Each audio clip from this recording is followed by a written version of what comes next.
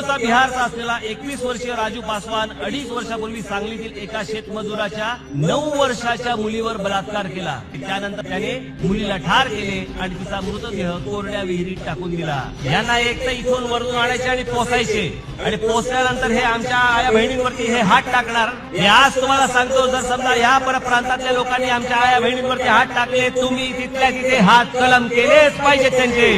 साले भडवे बाहेरून येणार आणि आमच्याकडे मास दाखवणार इकडे। कुठला आहेस तू? ऐकलं, बिहारवरून पोरगा आलाय। आज माझी एक बहीण हा ज्वेल्सचा बाजूचा रोड आहे, तिथून चालत चाललेली, तिला हा डायरेक्ट हात लावून बोलतोय माझ्या रूमवरच तुला पैसे देतोय।